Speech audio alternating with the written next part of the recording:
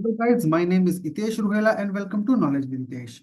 तो आज हम आगे बढ़ाएंगे हमारी ज्योग्राफी की सीरीज को। और इससे पहले इसके 5 पार्ट हमारे आ चुके हैं, आज है इसका 6th पार्ट।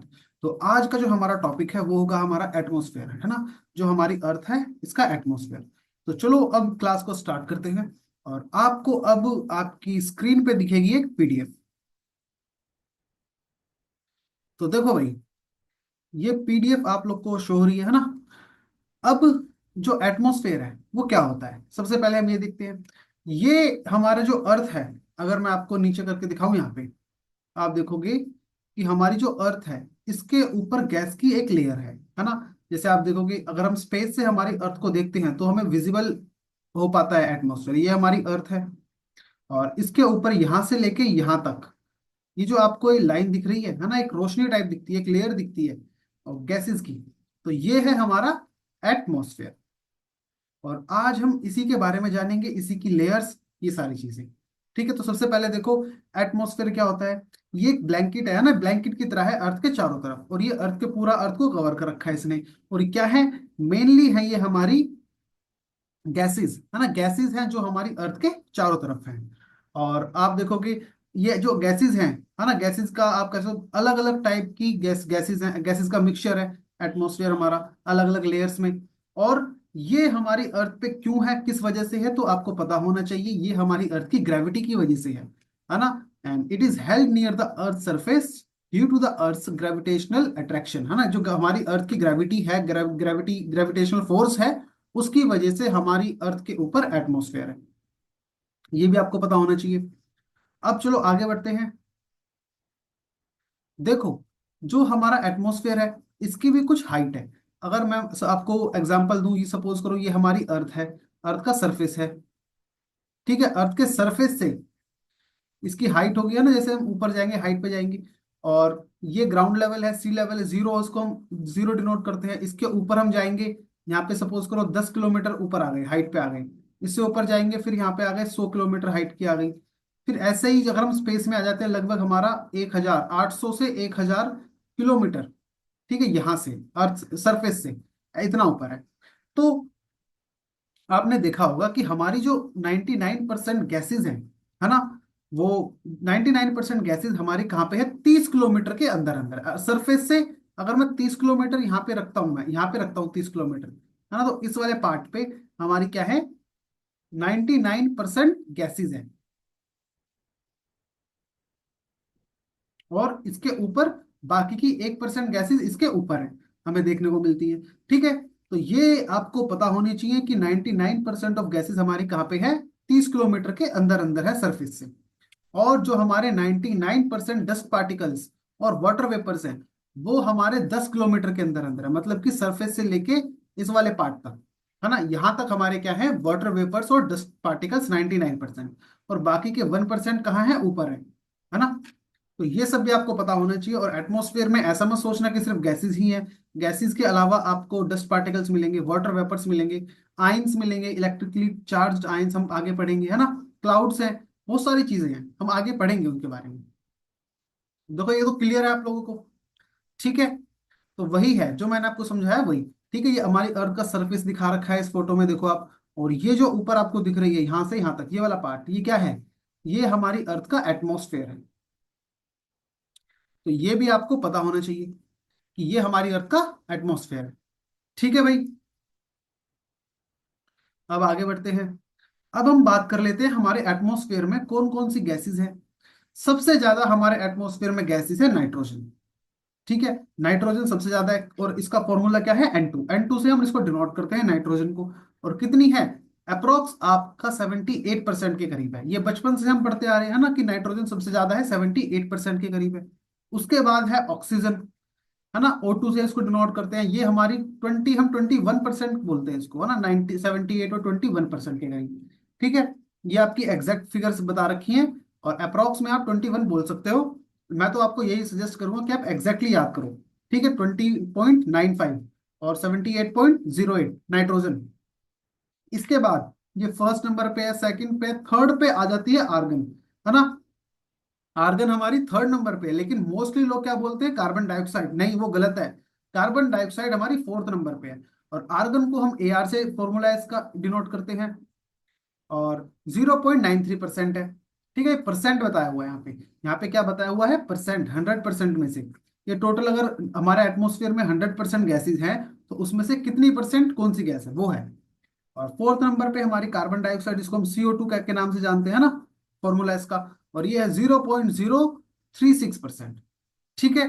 तो ऐसे ही हमारी बाकी और भी गैसेज हैं, जैसे हमारी नियोन है, हीलियम है He, ठीक है, क्रिप्टो है, जेनन है, और हाइड्रोजन है H2। ठीक है, ये आपको याद होनी चाहिए, सीरीज में याद होनी चाहिए। और क्योंकि यहाँ से बहुत बार क्वेश्चन पूछ आ जाते हैं, UPSC में भी क्वेश्चन आ जाते हैं, SSC में डायरेक्ट क्वेश्चन भी आ जाते हैं। पूछ लेंगे आपसे कि सबसे ज्यादा कौन सी क्वांटिटी में गैस है, और थर्ड नंबर पे कौन सी है, तो आप कार्बन कर दोगे, आपका वही क्वेश्चन गलत हो जाएगा। इतना इजी क्वेश्चन है ना, और इसलिए आपको ये फिगर्स भी याद होनी चाहिए, और इनके फॉर्मूलेज आ जाते हैं बहुत सी बार। तो ये भी इंपॉर्टेंट है ना, तो पूरा आपको याद होना चाहिए। Nitrogen N2 78%, oxygen O2 20.95%। आपको एटलीस्ट चार तो याद ही होने चाहिए, है ना। और फॉर्मूले सबके याद होने चाहिए, नियोन को Ne से, हीलियम को He से, क्रिप्टो को Kr से, और आपका जेनन को Xe, और हाइड्रोजन को H2। ठीक है, इतना आपको पता होना चाहिए, और ये आपको सीरीज में याद होनी चाहिए, है ना, डिक्रीजिंग ऑर्डर में। तो चलो, गैसेस इन एटमॉस्फेयर आपको समझ में आ गया। अब हम बढ़ते हैं आगे, लेयर्स। जो गैसेस की लेयर्स हैं उनके बारे में, है ना। लेयर्स क्या क्या है हमारे एटमॉस्फेयर में, वो देख लेते हैं। तो देखो, अगर हम ग्राउंड से स्टार्ट करते हैं, है ना, यहाँ पे हम ग्राउंड है, यहाँ पे हम लोग रहते हैं, ये है हमारा ग्राउंड, और ये हमारा अर्थ का सरफेस है ना। यहाँ पे देखो, मैं ड्राइंग बना देता हूँ कि हम लोग रहते हैं। मेरी ड्राइंग इतनी अच्छी तो नहीं है, पर आप लोग थोड़ा देख समझ जाना। ठीक है, यहाँ पे हम लोग रहते हैं, और इससे ऊपर आप जाओगे तो सबसे पहली कौन सी लेयर आती है हमारे पास? ट्रोपोस्फेयर। ठीक है, ट्रोपोस्फेयर के अंदर ही हम लोग रहते हैं। जो हम सांस लेते हैं, जो हवा है, वो कहाँ पे है? ट्रोपोस्फेयर के अंदर है। हमारे माउंटेन्स, ये सारी चीजें ट्रोपोस्फेयर के अंदर है। और इसके अंदर क्या होता है? क्लाउड्स वगैरह बनते हैं। अभी हम बात करेंगे इसके बारे में आगे, है ना, ट्रोपोस्फेयर में। तो आप देखोगे हमारे जो माउंटेन्स हैं, हम लोग रहते हैं, हवा हम जो ब्रीथ करते हैं, वो सारी चीजें कहाँ होती है? ट्रोपोस्फेयर में। और जो हमारे वेदर चेंज होते हैं, हम देखते हैं बादल बन गए, है ना, फिर हमारी रेन होती है, बारिश होती है ना, और फिर स्नोफॉल होती है। ये सारी चीजें होती है कहाँ होती है? सारा ये सिस्टम चलता है ट्रोपोस्फेयर के अंदर। इसके बाद जो नेक्स्ट लेयर आती है हमारी, वो आती है स्ट्रेटोस्फेयर। स्ट्रेटोस्फेयर, है ना, इसके ऊपर होती है। तो आपने देखा, जो मोस्टली जो एरोप्लेन होते हैं, वो स्ट्रेटोस्फेयर में फ्लाई करते हैं। क्यों? क्योंकि आपने देखा होगा, जो बादल वगैरह होते हैं वो तो इधर बन रहे हैं ट्रोपोस्फेयर में। तो प्लेन तो अगर बादलों में कैसे चल सकते हैं ना, उनको आगे दिखेगा नहीं। तो इसलिए वो बादलों के ऊपर, कहाँ पे? स्ट्रेटोस्फेयर में। तो अगर क्वेश्चन आ जाए कि प्लेन कहाँ पे चलते हैं, तो स्ट्रेटोस्फेयर में। आगे मैं बताऊंगा इसके बारे में। ठीक है। और स्ट्रेटोस्फेयर में हमें एक और चीज इंपॉर्टेंट है, ओजोन गैस की लेयर मिलती है। ठीक है, ओजोन गैस की एक लेयर मिलती है स्ट्रेटोस्फेयर में, ये भी आपको पता होना चाहिए। फिर इसके ऊपर आती है हमारी मेसोस्फेयर। ये किस लिए फेमस है? हमारे जो मेट्रॉइड्स होते हैं, है ना, जो हमारे मेट्रॉइड छोटे छोटे रॉक्स के टुकड़े होते हैं स्पेस में, वो जब आते हैं तो मेसोस्फेयर के अंदर आके, उनके अंदर फ्रिक्शन की वजह से वो बर्न हो जाते हैं। यहाँ पे उन पे आग लग जाती है, तो फिर नीचे तक नहीं पहुंच पाते। 99% बर्न हो जाते हैं हमारे एटमोस्फेयर में ही। ठीक है। इसके ऊपर वाली जो लेयर आती है, फिर आती है वो थर्मोस्फेयर। थर्मोस्फेयर, इसके अंदर हमारी दो तीन चीजें का फेनोमेना चलता है। एक हमारा, इसके अंदर हमें इलेक्ट्रिकली चार्ज आयंस मिलते हैं। ठीक है, आयंस आपको पता होना चाहिए, आयंस मिलते हैं थर्मोस्फेयर में। और क्या होता है? और हम, आपने देखा होगा, नॉर्दर्न लाइट्स और हमारी सदर्न लाइट्स, ये भी हमारी कहाँ पे चेंज, कहाँ कहाँ पे बनती हैं? थर्मोस्फेयर की लेयर में। ठीक है, जिनको ऑरोरास कहते हैं। अभी इसके बारे में बात बताऊंगा आपको, नीचे हम डिटेल में पढ़ेंगे इन लेयर्स को, है ना। इनके जो इंपॉर्टेंट इंपॉर्टेंट चीजें हैं, जो एग्जाम्स पॉइंट ऑफ व्यू से काफी इंपॉर्टेंट है, उनको हम थोड़ा नीचे पढ़ेंगे अभी। अब आगे देखते हैं, आगे जो लास्ट लेयर है हमारी, वो है हमारी एग्जोस्फेयर। ठीक है, और यहाँ तक हमारा, यहाँ से लेके यहाँ तक हमारा एटमोस्फेयर है। और 5 लेयर आपको सीरीज में याद होनी चाहिए। और इसके ऊपर फिर हमारा स्पेस आ जाता है। ठीक है, यहाँ तक अर्थ की ग्रेविटी काम करती है ठीक से। और यहाँ जैसे जैसे हम ऊपर जाएंगे तो ग्रेविटी भी कम होती रहती है। तो लास्ट हमारी ग्रेविटी एग्जोस्फेयर तक काम करती है। इसके ऊपर फिर स्पेस आ जाता है हमारा। ठीक है, ये सबको पता होना चाहिए। और अभी सीरीज में देखो, याद होनी चाहिए आपको, ट्रोपोस्फेयर जिसके ऊपर हम रह रहे हैं, इसके ऊपर स्ट्रेटोस्फेयर, है ना। आप मेसोस्फेयर को ऐसे याद रख सकते हो, मेसोस मतलब होता है मिडिल, है ना। तो मिडिल वाली जो लेयर है उसको मेसोस्फेयर हो गया। और एक्सो होता है आउटर। एक्सो का मतलब होता है ना आउटर, एग्जिट। तो वहां से आप रख सकते हो बाहर। तो एक्सोस्फेयर तो आउटर है। ठीक है। और ट्रोपोस्फेयर के अंदर हम लोग रह रहे हैं, इसके ऊपर स्ट्रेटोस्फेयर है, और इसके बाद बीच वाली आ जाती है, क्योंकि पांच में से बीच वाली तो मिडल वाली मेसोस्फेयर है, फिर इसके ऊपर एक थर्मोस्फेयर है, थर्मोस्फेयर, और फिर लास्ट एक्सोस्फेयर। तो ये आपको सीरीज में याद होनी चाहिए, क्वेश्चंस आ जाते हैं यहाँ से डायरेक्ट। ठीक है, अब इन लेयर्स को हम थोड़ा डिटेल में पढ़ते हैं। सबसे पहले बात करते हैं ट्रोपोस्फेयर के बारे में।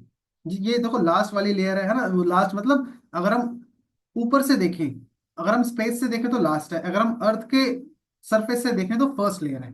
ठीक है, तो हम जो यहाँ पे बात करेंगे सारी हम अर्थ के सरफेस से बात करेंगे। तो लोअर मोस्ट लेयर इसको कहेंगे एटमोस्फेयर की। ठीक है, एवरेज हाइट इसकी अब मैं बताऊं तो 13 किलोमीटर है। ठीक है, एवरेज हाइट। और जो हमारा एटमोस्फेयर है, आपको पता होनी चाहिए बात, मैं तो ऊपर बताता हूँ आपको यहीं पे। हमारा जो एटमोस्फेयर है वो थोड़ा सा इक्वेटर की तरफ से ज्यादा है उसका पार्ट, तो इस शेप में आप, है ना, यहां से इसकी जो हाइट है एटमोस्फेयर की पोल्स की तरफ से कम है, और यहां से इसकी हाइट ज्यादा है। ठीक है, ये भी आपको पता होना चाहिए। तो वही है क्या, कि देखो एवरेज हाइट तो हमारे ट्रोपोस्फेयर की 13 किलोमीटर है, पोल्स की तरफ से अगर बात करें तो 8 किलोमीटर है, और इक्वेटर की तरफ से बात करें तो 18 किलोमीटर है। ठीक है, ये भी आपको याद होना चाहिए। और हम लोग इसी लेयर में रहते हैं ट्रोपोस्फेयर में, और जो हम सांस लेते हैं वो भी, हवा जो होती है जो हम सांस लेते हैं ऑक्सीजन से, है ना, ये भी हमारे ट्रोपोस्फेयर में ही है। हम रह ही इसमें रहे हैं तो सांस भी इसी में लेंगे, ऐसे थोड़ी सांस लेने के लिए मुंह पर जाएंगे। और जो हमारे डस्ट पार्टिकल्स आपको दिखेंगे, वाटर वेपर्स दिखेंगे, इसी लेयर में दिखेंगे ट्रोपोस्फेयर में।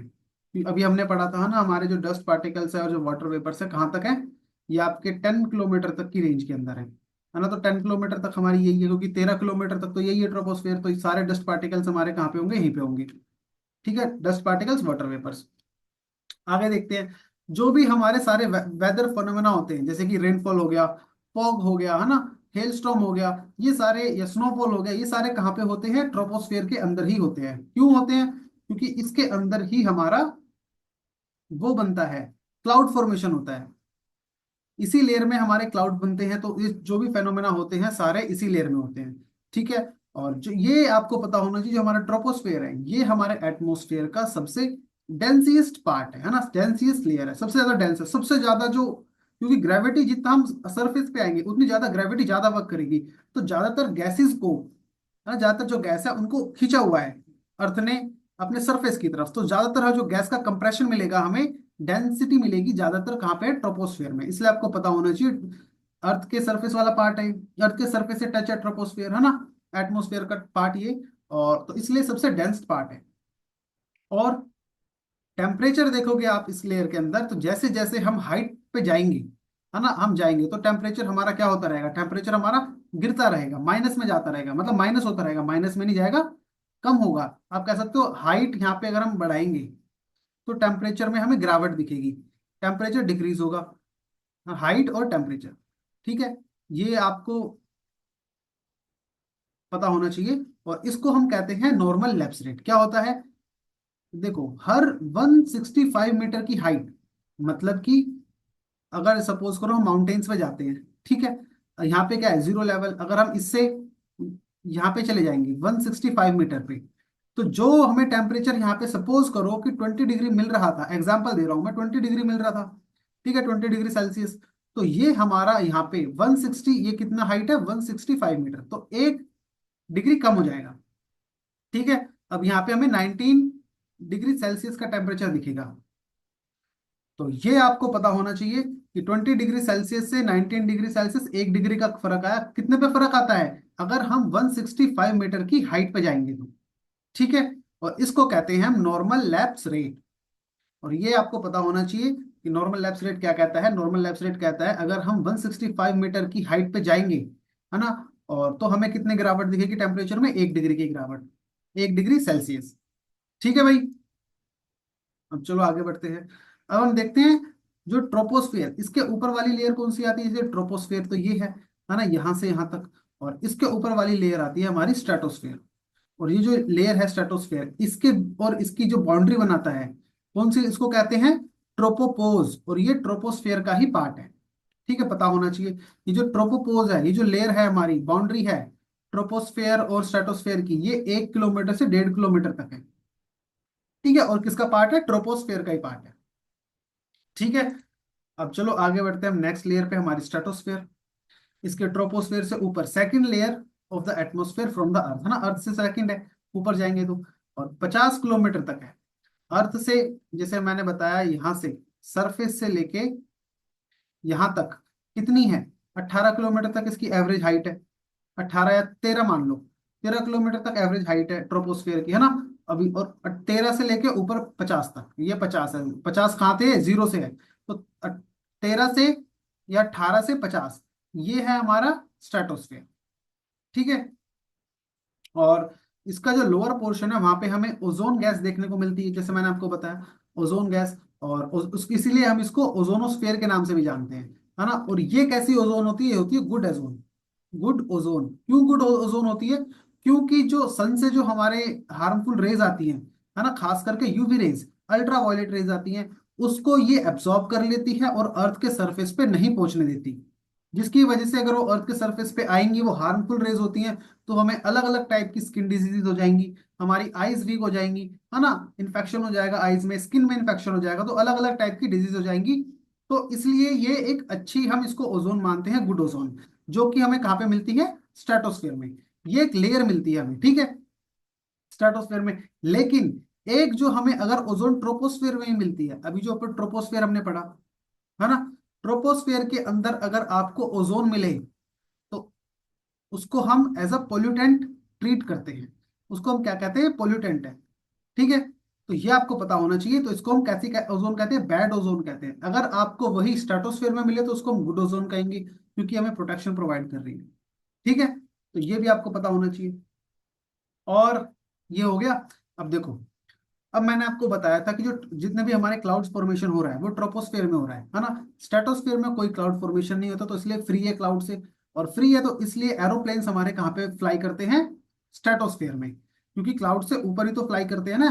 तभी तो वो उनको दिखेगा, जो पायलट होता है हमारा, कि भाई कहाँ ले जाना है, किधर ले जाना है, कोई आगे प्रॉब्लम तो नहीं है ना, इस टाइप की चीजें। और ऐसे ही स्ट्रेटोस्फेयर के ऊपर जो एक लेयर आएगी उसको कहते हैं मेसोस्फेयर। और मेसोस्फेयर और स्ट्रेटोस्फेयर के बीच की जो बाउंड्री है, जो ट्रांजिशन है, उसको हम कहते हैं स्ट्रेटोपोज, है ना। मतलब जो स्ट्रेटोस्फेयर है ये यहाँ पे आके पोज हो जाती है, रुक जाती है। और ये इसकी बाउंड्री है किसकी, स्ट्रेटोस्फेयर और मेसोस्फेयर की। और यही एक स्ट्रेटोस्फेयर का पार्ट है। ठीक है भाई। अब आगे बढ़ते हैं हम नेक्स्ट लेयर पे, जो कि है हमारी मेसोस्फेयर। मेसोस्फेयर के अंदर आप देखोगे थर्ड लेयर है हमारे अर्थ से अगर हम देखें तो, और 80 किलोमीटर तक एक्सटेंडेड है। ऊपर हम हाइट पे कहाँ तक है, 80 किलोमीटर तक हमें देखने को मिलती है। इससे ऊपर वाली हमें 50 किलोमीटर तक देखने को मिलती थी, है ना। और मैंने आपको बताया था कि जो हमारे मेट्रॉइड्स होते हैं, जो हमारे छोटे छोटे रॉक्स के टुकड़े होते हैं, स्पेस से आते हैं, हमारे अर्थ के ग्रेविटी के कॉन्टेक्ट में आते हैं, उस अर्थ की तरफ आ जाते हैं। तो ज्यादातर जो मेट्रॉइड्स होते हैं वो इसी लेयर में आके बर्न हो जाते हैं फ्रिक्शन की वजह से। ठीक है। तो वो अर्थ के सरफेस तक नहीं पहुंच पाते, 99% जो मेट्रॉइड्स होते हैं वो बर्न हो जाते हैं कंप्लीटली, अर्थ के सरफेस पे नहीं पहुंच पाते। 1% पहुंच जाते हैं। ठीक है। वो अगर वो बहुत ज्यादा बड़े हो तो उनका छोटा सा पार्ट बच जाता है, तो वो पहुंच जाते हैं। वो है। तो ये एग्जाम में क्वेश्चन आता है कि मेट्रॉइड्स कौन सी लेयर में आके बर्न होते हैं, तो मेसोस्फेयर में। ठीक है। इसके अंदर हमें एक और चीज देखने को मिलती है, जो हमारे पोलर एरियाज है, जैसे हमारी अर्थ है, इसका नॉर्थ पोल इधर है और साउथ पोल इधर है ना। इन वाले एरियाज पे, पोलर एरियाज पे हमें एक क्लाउड्स भी देखने को मिलते हैं अलग तरीके के, जिनको हम कहते हैं एन एल सीज। ठीक है, एनएलसीज मतलब नॉक्टिल्यूसेंट क्लाउड्स। ठीक है, ये आपको पता होना चाहिए, नॉक्टिल्यूसेंट क्लाउड्स। और ये ऐसा कहते हैं कि वेदर चेंज होता है, हमारा क्लाइमेट चेंज हो रहा है ना, और उस वजह से भी, और हम पोल्यूशन बढ़ रहा है, इस वजह से भी हमें इनकी फॉर्मेशन देखने को मिलती है मेसोस्फेयर के अंदर। ये भी आपको पता होना चाहिए। कहाँ पे दिखते हैं, समर के टाइम पे दिखते हैं, पोलर एरियाज में, गर्मियों के टाइम पे। ठीक है। अब देखो मेसोस्फेयर के बाद एक लेयर आएगी हमारी, कौन सी, थर्मोस्फेयर। तो ऐसे ही मेसोस्फेयर और थर्मोस्फेयर के बीच का जो ट्रांजिशन है, जो हमारा बाउंड्री है ना, उसको हम क्या कहते हैं, मेसोपोज। और ये मेसोपोज जो है मेसोस्फेयर का ही पार्ट है, नाम से ही पता चल रहा है, मेसो मेसो, है ना। तो ऐसे ही ऊपर हमने स्ट्रेटोपोज देखा था, वो स्ट्रेटोस्फेयर का पार्ट था, ट्रोपोपोज देखा था, वो ट्रोपोस्फेयर का पार्ट था। ऐसे ही मेसोस्फेयर के बाद आती है थर्मोस्फेयर, इसके ऊपर। और तो वो हमारा जो मेसोस्फेयर मेसोपोज है, ये मेसोस्फेयर का पार्ट है। ठीक है। अब चलो अब आगे देखते हैं।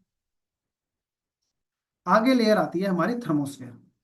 अब देखो, ये हमने देखा था पहले ट्रोपोस्फेयर, इसके ऊपर स्ट्रेटोस्फेयर आई है ना, इसके बाद मेसोस्फेयर आई, और अब आई है इसके ऊपर थर्मोस्फेयर।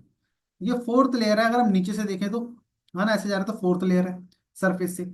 और 80 किलोमीटर से 600 किलोमीटर तक एक्सटेंडेड है इसकी हाइट। 80 से लेके यहाँ 80 है, यहाँ 600 है, तो यहाँ तक, यहाँ तक ये एक्सटेंडेड है, 80 से 600 तक। और इसका टेम्परेचर टेम्परेचर आप देखोगे, वो जैसे जैसे हम हाइट में ऊपर बढ़ते हैं, टेम्परेचर भी इसका बढ़ता रहता है। ठीक है, rises very rapidly with increasing height, temperature भी बढ़ता रहता है। ठीक है। और हालांकि आपको ऐसा नहीं मिलेगा एटमॉस्फेयर में कि अगर आप हाइट पे बढ़ रहे हो ऊपर तो आपको टेम्परेचर गिरेगा। अलग अलग लेयर्स में अलग अलग चीजें हो रही हैं। जैसे कि ट्रोपोस्फेयर में अगर हम ऊपर बढ़ते हैं तो टेम्परेचर हमारा कम होता है, डिक्रीज होता है। स्ट्रेटोस्फेयर में ऊपर बढ़ रहे हैं तो टेम्परेचर हमारा फिर से बढ़ता है। मेसोस्फेयर में फिर से हाइट के साथ साथ डिक्रीज होता है। थर्मोस्फेयर में जब हम ऊपर बढ़ते हैं तो टेम्परेचर फिर से इंक्रीज होता है हाइट के साथ साथ, है ना। तो ये भी आपको, आप ऐसे नहीं कह सकते कि हमारा हाइट के साथ साथ टेम्परेचर भी या तो बढ़ ही रहा है या कम हो रहा है। ये अलग अलग लेयर्स में हो रहा है, अलग अलग लेयर्स में अलग अलग फेनोमेना हो रहा है टेम्परेचर को लेके। ठीक है भाई। अब देखो, इसके अंदर हमें, मैंने आपको बताया था थर्मोस्फेयर के अंदर हमें इलेक्ट्रिकली चार्ज पार्टिकल्स मिलते हैं, है ना, इलेक्ट्रिकली चार्ज पार्टिकल्स, जिनको हम कहते हैं आयंस। और आयंस की भी हमें लेयर मिलती है इसी के अंदर, इसीलिए हम इसको आयनोस्फेयर के नाम से भी जानते हैं। ठीक है। अभी जो आयंस हैं किस लिए हेल्प करते हैं, ये आयंस हमारे रेडियो वेव्स, जो हम रेडियो कंट्रोल होता है ना, जो वेव्स आती हैं रेडियो की, है ना, तो वो उसको ट्रांसमिट करने में हेल्प करते हैं एक जगह से, जैसे इधर से रेडियो वेव जा रही है, थर्मोस्फेयर में आपको आयंस मिलेंगे यहाँ पे, है ना। और यहाँ से ये वेव टकरा के और रिफ्लेक्ट होके इस तरफ जाती है, और फिर यहाँ से सिग्नल होता है, यहाँ से सिग्नल पकड़ेगा तो रिफ्लेक्ट होती है। तो फिर उस हिसाब से सिग्नल हम एक जगह से दूसरी जगह ट्रांसमिट कर पाते हैं वेव उसको। रेडियो में जो भी हमें कुछ चीजें होती हैं ना, वो सारी चीजें हम ट्रांसमिट कर पाते हैं रेडियो की। तो ये भी आपको पता होना चाहिए कि क्वेश्चन आ जाता है कि रेडियो वेव्स के लिए कौन सी लेयर हेल्पफुल है, तो थर्मोस्फेयर हेल्पफुल है। और आइनोस्फेयर के नाम से भी जानते हैं इसको, क्योंकि हमें इस लेयर के अंदर आयंस मिलते हैं। ठीक है। अब इसके अंदर आपको पता होना चाहिए कि एक और फेनोमेना हमें देखने को मिलता है, जो मैं आपको बता रहा था, नॉर्दर्न लाइट्स, है ना, जिनको अरोराज भी बोलते हैं, अरोरा। ठीक है, नॉर्दर्न लाइट्स को बोलते हैं अरोरा बोरेलिस, और जो हमारी सदर्न लाइट्स होती हैं इसको बोलते हैं अरोरा ऑस्ट्रेलिस। अब ये क्या होती हैं, ये देखो, ये समझाता हूं मैं आपको। जो हमारा एक हुआ है हमारा नॉर्थ पोल, और एक है हमारा साउथ पोल। ठीक है। तो वहां पे आप देखोगे सनलाइट ठीक से नहीं पहुंच पाती। ठीक है, तो वहां पे सनलाइट ठीक से नहीं पहुंच पाती 6 महीने तक। मैंने आपको पहले ऑलरेडी बताया हुआ है कि 6 महीने तक रात होती है, 6 महीने तक दिन रहता है वहां पे। हाँ, तो वहां पे जो आपको आसमान दिखता है कॉमनली इस, ये कलर्स दिखते हैं। देखो, ये जो फोटो दिख रही है आपको, ये रियल फोटो है। इस टाइप के आपको आसमान दिखता है, लाइट्स दिखती है ना, इन्हीं को हमने नाम दे दिया, क्या नाम दे दिया, अरोरास। जो नॉर्दर्न पोल के पास जो कंट्रीज है वहां पे हमें देखने को मिलेगी, वहां पे जो जगह है वहां पे हमें देखने को मिलती है नॉर्दर्न लाइट्स, जिसको कहते हैं अरोरा बोरेलिस। ठीक है, याद रखना नाम। और सदर्न पोल, जो साउथ पोल है, अंटार्कटिका वाला एरिया है हमारा, वहां पे हमें सदर्न लाइट्स मिलती है, जिसको हम कहते हैं अरोरा ऑस्ट्रेलिस। ठीक है, ये आप नाम याद रखोगे। और ये जो लाइट्स बन रही हैं इनका फॉर्मेशन, ये हमें क्लाउड्स वगैरह देखने को मिलते हैं, ये कौन सी लेयर से मिलते हैं, ये थर्मोस्फेयर से। ठीक है, तो ये भी आपको पता होना चाहिए कौन सी लेयर में बन रहे हैं, थर्मोस्फेयर में। तो थर्मोस्फेयर को लेके आपको इतनी चीजें पता होनी चाहिए। ठीक है। अब हम लास्ट हमारी लेयर बची है उसको कवर कर लेते हैं। लास्ट लेयर है हमारी एग्जोस्फेयर, है ना। देखो, हमने ऊपर बढ़ रहे हैं, यहाँ पे मैं आपको दिखाऊं फिर से। ट्रोपोस्फेयर हमने फर्स्ट पढ़ी, सेकंड पढ़ी स्ट्रेटोस्फेयर, फिर third mesosphere, fourth thermosphere, and last हमारी है एक्सोस्फेयर। ठीक है, इसके बाद हमारा स्पेस आ जाता है। इसके अंदर देख लेते हैं क्या इंपॉर्टेंट चीज है। जो हमारी एग्जोस्फेयर है, ये लास्ट लेयर है एटमॉस्फेयर की फ्रॉम द अर्थ। अगर हम अर्थ से देखें, अर्थ से ऊपर जाए तो, है ना। और अगर हम स्पेस से ऊपर आ रहे हैं, अगर सपोज करो ये अर्थ है, अगर हम अर्थ से ऊपर जा रहे हैं तो लास्ट लेयर है, अगर हम स्पेस की तरफ से आ रहे हैं तो फर्स्ट लेयर होगी। ठीक है, दोनों में कंफ्यूज नहीं होना, क्वेश्चन दोनों तरीके से आ सकते हैं। तो आपको बस देखना है कि फ्रॉम द अर्थ है या फ्रॉम स्पेस है। अगर फ्रॉम द अर्थ है तो लास्ट लेयर है, फ्रॉम स्पेस है तो फर्स्ट लेयर है। और ये कहाँ पे है, 640 किलोमीटर से ऊपर, है ना। 640 किलोमीटर तक तो हमारी थर्मोस्फेयर थी। इसके ऊपर वाला जो पार्ट है, इसके ऊपर जो हमारा एटमोस्फेयर है, सारा एक्सोस्फेयर है।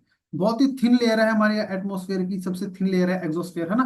तो ये आपको पता होना चाहिए। यहाँ पे आपको बहुत ज्यादा ग्रेविटी की पावर, बहुत लो ग्रेविटी की पावर देखने को मिलेगी, बहुत लो ग्रेविटी मिलेगी, है ना। और आप देखोगे कि जो हमारे स्पेसशिप्स होते हैं, है ना, जो ऊपर जाते हैं, स्पेस में जाते हैं स्पेसशिप्स, और हमारे जो आर्टिफिशियल सैटेलाइट्स, हम जो सैटेलाइट्स भेजते हैं अंतरिक्ष में, है ना, जो आपने देखा होगा इस तरीके की होती हैं कुछ, इस तरीके की सैटेलाइट्स आपने देखी होंगी, है ना, जो अंतरिक्ष में जाती हैं, अर्थ के चारों तरफ घूमती रहती हैं, वो हमारी एग्जोस्फेयर में ही फ्लोट करती हैं, मूव करती हैं। ठीक है, तो स्पेसशिप्स भी हमारे, स्पेस स्टेशन भी, स्पेसशिप, स्पेस स्टेशन और हमारा आर्टिफिशियल सैटेलाइट्स इसी के अंदर मूव करते हैं, इसी के अंदर रोटेट करते रहते हैं अर्थ के चारों तरफ। ठीक है, और धीरे धीरे फिर जो लेयर है हमारी एग्जोस्फेयर, आगे जाके स्पेस में मिल जाती है, then it gradually mixes with the outer space. ठीक है भाई, तो ये आपको इतनी लेयर्स पता होनी चाहिए, 5 लेयर्स पढ़ी हमने एटमॉस्फेयर से रिलेटेड, और ये आपको सीरीज में ही याद होनी चाहिए सारी लेयर्स।